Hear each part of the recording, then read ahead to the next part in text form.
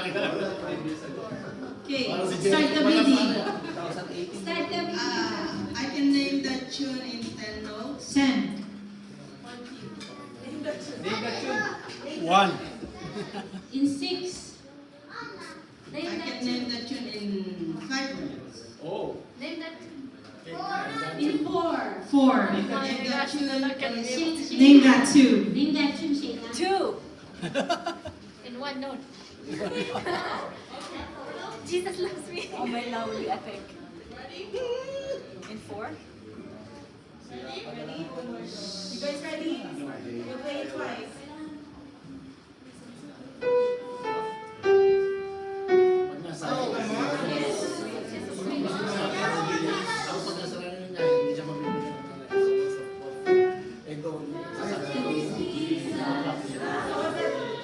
What's the title?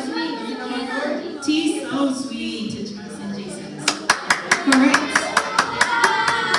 2-1. Next batch, please. Okay. Okay, Marcus. You already went? Pipit. You just say how many notes. Okay, good job. Okay, versus. Go Christine. Go Maxine. Okay. Start the bidding. Raphael. I can name that tune in 9 notes. 9 notes.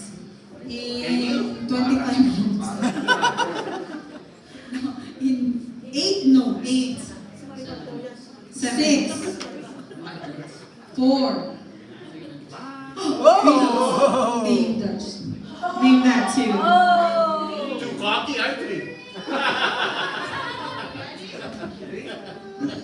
You guys, 3 notes. Listen, please. Listen now. Let's see.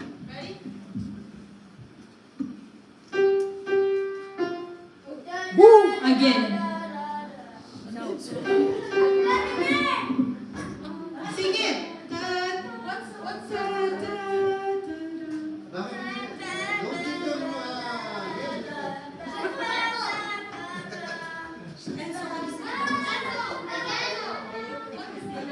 Mas makulit yung alam ko sa'yo. Not joyful, joyful. Makulit yung alam ko sa'yo. 8, 7, 6, 5, 4, 3, 2, 1, 0.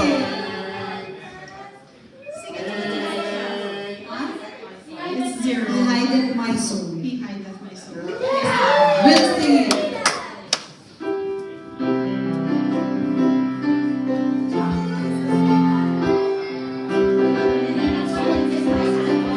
Okay.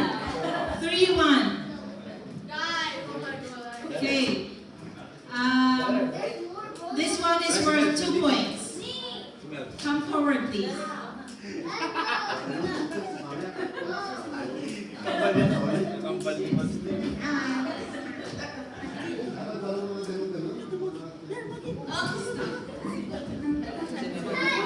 Okay. Start the bidding, Enzo.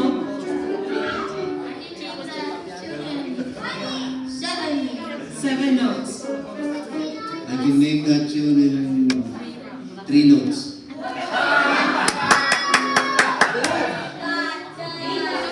Name that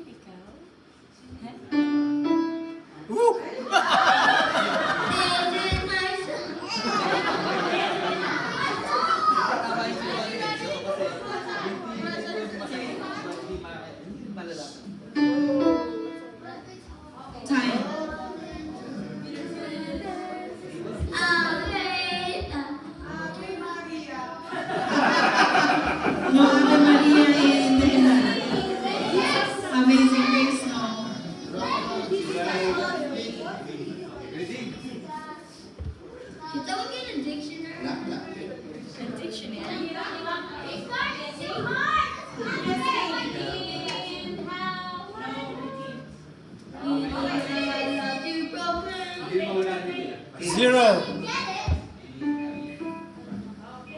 3 notes. I don't know how you can do that.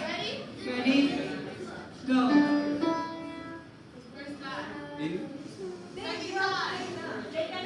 Only have 3 notes, 3 notes. They give up. 3 notes, 3 notes namin. No, give up. Go.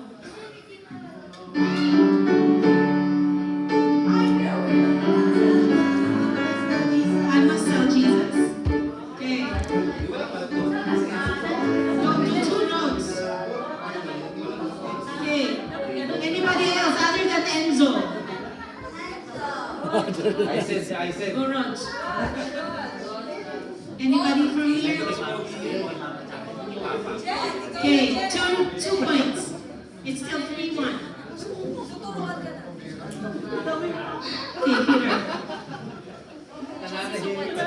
Okay, Peter.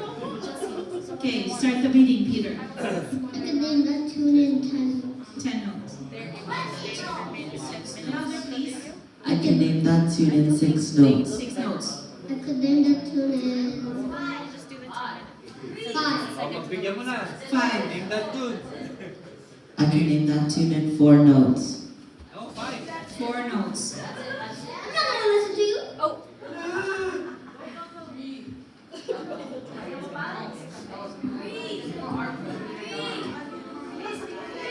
Three. 3 notes. Name that tune. Name that too. Why is your shirt so nice?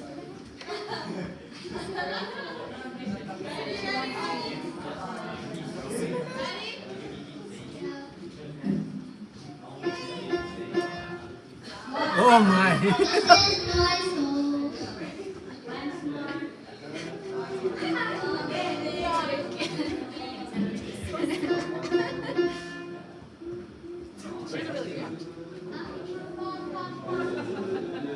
Yo. One night.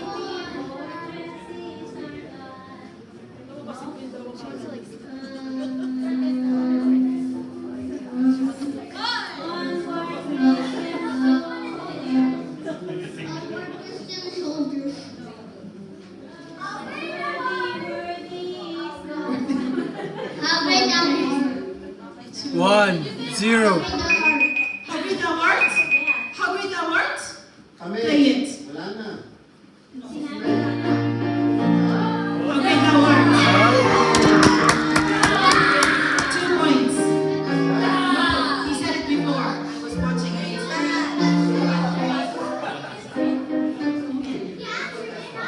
He answered it. They were here. I don't argue with the game host. Okay. Tie. 3-all. Give her that answer. Last round. Tie. 3 tie, 3-all. Representative, please. Okay, representatives, please. Last one. Jen. Come on, Russ. Come on, Russ. Ross. Ross. Rose, hanggang 5 notes ka lang. Hanggang 5 notes lang para makahula. Okay. Start the bidding.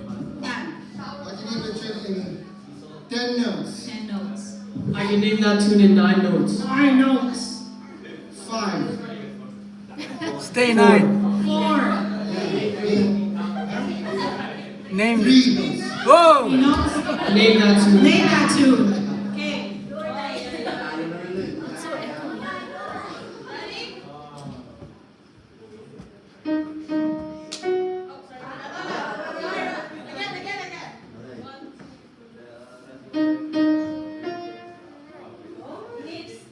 Again. Second time. He lives. Congratulations.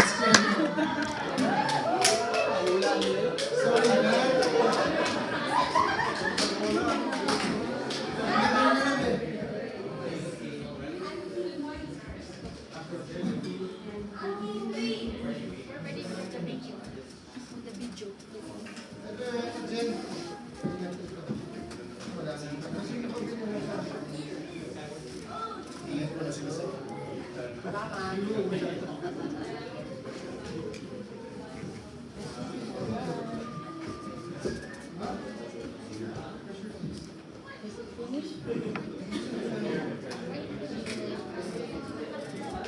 my gosh, oh my gosh.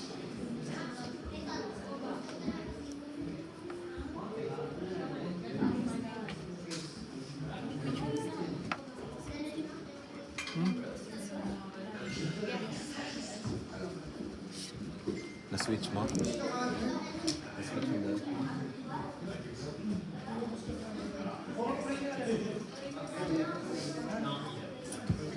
So we have two options. We can either end it right here, or we can watch like 5-10 minutes of this video.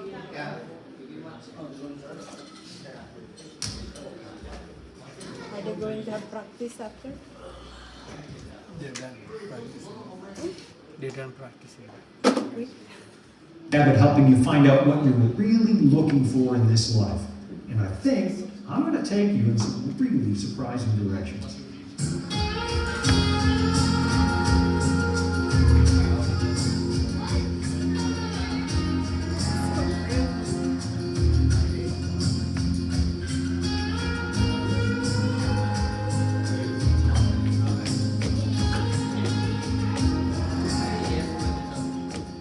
I don't know if you ever read the Arabian Nights when you were a kid. I guess there are some parts that aren't exactly kid-friendly.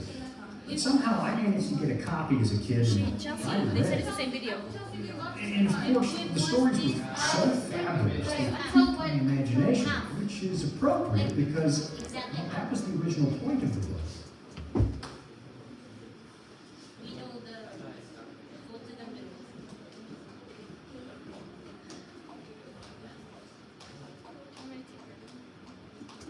I do the book of Genesis.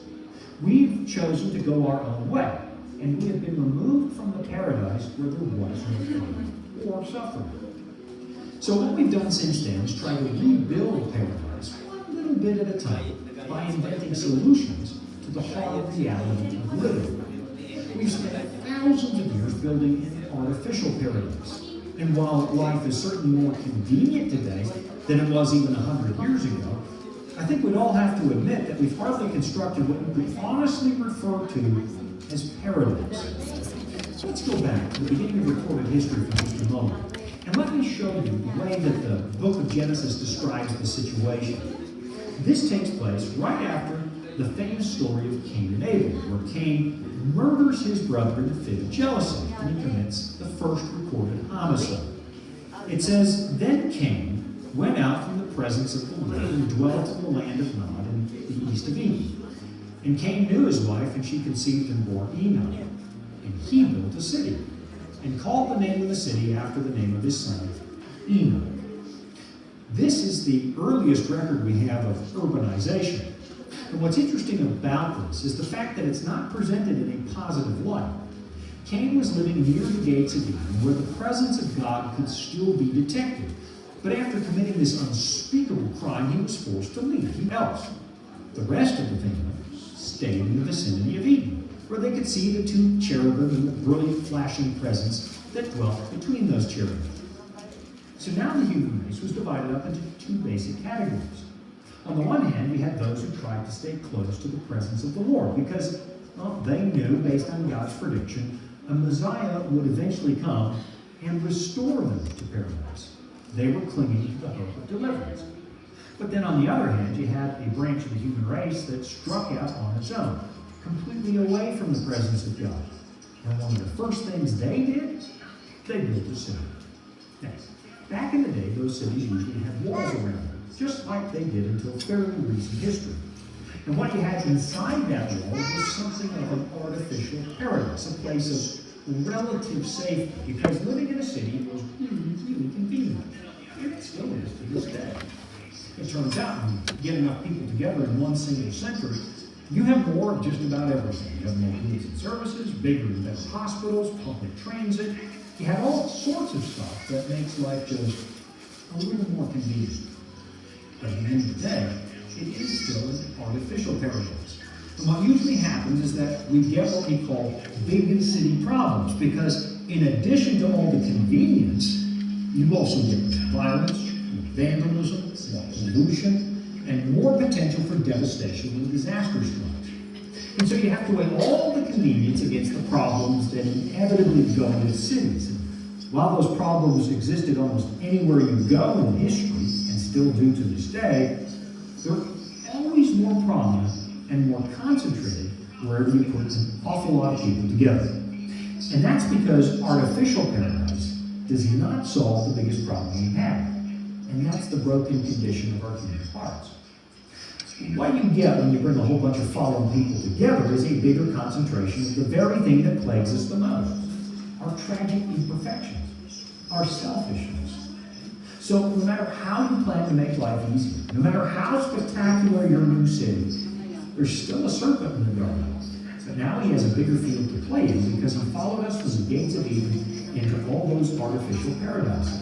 And our hearts are just as corrupt as they were before, if not worse. This is a story that plays out again and again and again throughout the pages of the Bible.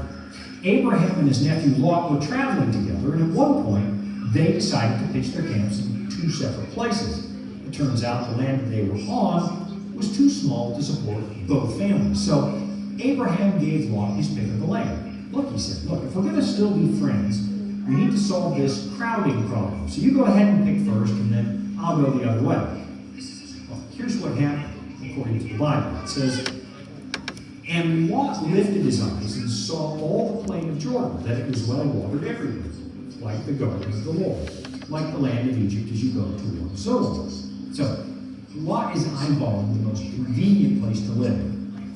Then Lot chose for himself all the plain of Jordan, and Lot journeyed east. And they separated from each other. So far, it seems like a reasonable proposition. But there is more to the story, because it wasn't just the nicely irrigated land that was attractive to Lot. It says, Abram dwelt in the land of Canaan, and Lot dwelt in the cities of the plain and pitched his tent even as far as Sodom. The men of Sodom were exceedingly wicked and sinful against the Lord. So where does Lot go? To the city, to an artificial paradise, because it's more convenient. And of course, we all know that the cities of Sodom and Gomorrah were legendary for their wickedness. I mean, yeah, they had all the conveniences that come from living in a larger population center, but that also meant they had a higher concentration of human depravity, which means that more people were feeding off of each other's wickedness. I don't want you to think I'm saying that all city dwellers are evil, because I really don't think that. To be quite honest, I kind of enjoy the conveniences of living in the marginal populations anyway. But there is something in this story that you and I need to pay attention to. And I'll be right back after this to tell you what that is. Here at the Voice of Prophecy, we're committed to creating top-quality programming for the whole family, like our audio adventure series, Discovering Known. Oh, forward. Discovering Known is a Bible-based program for kids of all ages and backgrounds. Your family will enjoy the faith-building stories from this small mountain summer camp and town. With 24 seasonal episodes every year and fresh content every week. Use these things are really fascinating. Now again, let me give you a huge disclaimer, because this is the second episode in which I've made reference to psychedelic drugs, and some of you might be wondering, why does Sean think that's so fascinating? Well, it's because I'm convinced that people who use these things are looking for something the drug is never actually going to give them. They're playing around with another type of artificial paradise. It's a way to escape the pain and suffering of real life and pretend for a few hours that you don't actually live in this place. And of course, if you're a disciple of the Bible like I am, you've got to take the words of Aldous Huxley with a massive grain of salt, because he was playing around with hallucinogenic drugs. And I will never, ever be willing to hang my assessment of reality on the words of someone who speaks from a chemically compromised perspective. A lot of what he says is just sheer nonsense, as you might expect, but every once in a while he throws out an interesting thought that makes me wonder what he was really looking for in life. I mean, listen to this. He says that humanity at large will ever be able to dispense with artificial paradises seems very unlikely. Most men and women lead lives at the worst so painful, and at the best so monotonous, poor and limited, that the urge to escape, the longing to transcend themselves if only for a few moments, is and has always been one of the principal appetites of the soul. Art and religion, carnivals and saturnalia, dancing and listening to oratory, all these have served in H.G. Wells' phrase as doors in the wall. And for private, for everyday use, there have always been chemical intoxicants. What does he mean by doors in the wall? Well, what Huxley believed was that the brain filters out most of the information that comes in through our senses. It puts up a safety wall, and, well, he's essentially correct. If your brain didn't do that, you'd go crazy trying to assess the impossible flow of data that comes at you every single moment of the day. So your brain makes choices about what's important, and it sloughs off the information you didn't really need. So in that regard, Huxley was correct. There is a bit of a wall, but from his perspective, which was really an occult perspective, the filters in his mind were cutting him off from access to something he called, quote, the mind at large. Now, what he meant by that was the great cosmic consciousness that you find in a lot of Eastern religions. You also find it in the teachings of the ancient Gnostics, who believed that our physical bodies were traps that prevented us from ascending to the great non-material oneness of the universe. So, Huxley is looking through doors through this physical wall so that he can become part of that great cosmic mind in the sky. And it's a perspective that is radically at odds with the teachings of the Bible. But what you do find here is a pretty good description of what motivates us as fallen human beings. The world we live in reminds us on a daily basis something certainly is wrong. And so we build all these artificial paradises, little gimmicks to try and alleviate our pain. We gather in the artificial gardens of urbanization, trying to mitigate the inconvenience of living in a broken and painful world. And sometimes when that proves to be a bigger concentration of suffering, we look for other ways to get back to the garden. And some people use chemical substances to create yet another artificial paradise, a sense of euphoria, trying to assure themselves that the pain they feel in life isn't real. But more than 50 years after the drug culture swept across North America, we can now see that it really was just more artificial paradise. It might be beautiful to see it that way for a couple of hours, but in the end it's a horrible substitute. Another artificial tree with mechanical birds pretending to be the real thing. Go to any large urban center, you'll find yourself stepping over people on the sidewalk who try to go back to Eden the wrong way. Some people look for liberty in the sexual revolution, convinced that the moral boundaries we used to honor in society were actually making them unhappy. And the end result of that, more misery, more broken people, more broken homes, because the real problem is not the institutions that we live in. The real problem in this world isn't the government or the education system or the lack of services in your city. The real underlying problem is right here in the human heart. You and I are broken, and not one of our utopian projects has ever managed to fix them, because we're all looking in the wrong direction. We're looking to places where there are no answers. You know, it's not an accident that our history books are full of these horror stories that come from all these utopian settlements or communes where people said, man, we're going to finally create a man-made paradise. From Waco, Texas, to Jonestown, Guyana, to some of the utopian states that popped up in Europe after the Reformation, all of them ended in disaster. I'll be right back after this. Life can throw a lot at us. Sometimes we don't have all the answers. But that's where the Bible comes. Remembering something quite weird. I still have this collective sense that the world is not supposed to be the way it is right now. And most of us seem to remember a time way back when things were a lot better. And honestly, that's because they were. You and I are remembering something quite weird. And we remember it because the Bible says God has put eternity in our hearts. I mean, that's what it says in Ecclesiastes 3, verse 11. And as you and I are busy trying to sew fig leaves together to cover up our moral nakedness, God is busy solving the problem the only way it can be solved. He became one of us. The Son of God became the Son of Man. And he now stands at the head of a new human race that will once again walk into the garden of paradise. Let me just read to you from my absolute favorite passage of the Bible. This comes from Revelation chapter 21. It says, "Now I saw a new heaven and a new earth. For the first heaven and the first earth had passed away. Also, there was no more sea. Then I, John, saw the holy city, New Jerusalem, coming down out of heaven from God, prepared as a bride adorned for her husband. And I heard a loud voice from heaven saying, Behold, the tabernacle of God is with men, and he will dwell with them, and they shall be his people. God himself will be with them and be their God. And God will wipe away every tear from their eyes, and there shall be no more death, nor sorrow, nor cry. There shall be no more pain, for the former things have passed away." You know, maybe it's time to take another look at this very ancient book, because it's quite possible that what you're actually looking for in life is found right here. You and I, we both do. We run through life building little paradises, little conveniences that we think will take the ultimate pain of living away. And it's true, we can make life a little more comfortable, we can alleviate some of the problem, but it never seems to solve the deepest problems the human race has. This book says it knows what the problem is.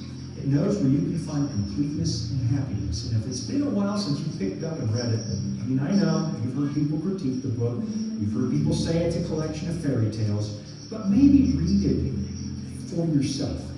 Look at don't let other people tell you what's in this book. Read it for yourself.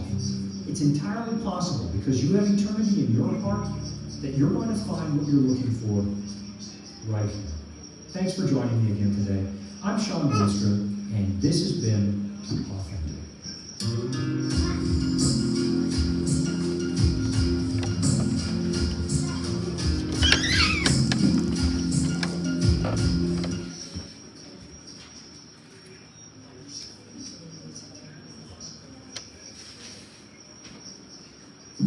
Please stand for our closing song.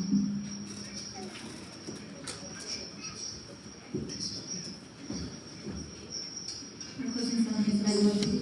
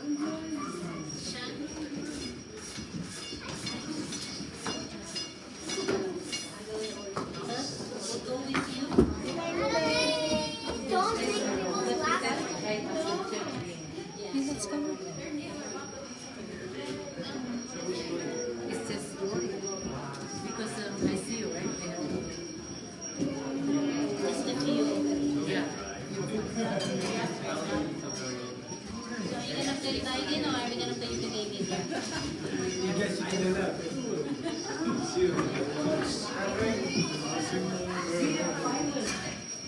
Probably, Alex Flores, because he saw the RT yan. RT. he wants to buy the dollars. Yeah, well,